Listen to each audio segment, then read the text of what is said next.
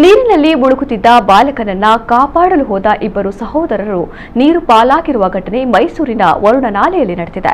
ಮೃತರಿಬ್ಬರು ಸಹೋದರರಿಬ್ಬರ ಮಕ್ಕಳಾಗಿದ್ದು 25 ವರ್ಷದ ನಂದನ್ ಮತ್ತು 20 ವರ್ಷದ ರಾಕೇಶ್ ಎಂದು ಗುರುತಿಸಲಾಗಿದೆ. ವರುಣನಾಲೆಯಲ್ಲಿ ಮಂಜು ಎಂಬಾತ ಈಜಲು ಹೋಗಿದ್ದ.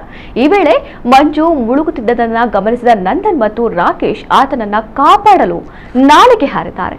ಅದೃಷ್ಟವಶಾತ್ ಇಬ್ಬರು ಮಂಜುವನ್ನ ಕಾಪಾಡಿದ್ದಾರೆ. ನಂತರ ನೀರಿನ ಸೆಳೆತಕ್ಕೆ ಸಿಕ್ಕಿ ಮೃತಪಟ್ಟಿದ್ದಾರೆ. ಮಕ್ಕಳನ್ನ ಕಳೆದುಕೊಂಡ ಪೋಷಕರ ಆಕ್ರಂದನ ಮುಗಿಲು ಮುಟ್ಟಿದೆ.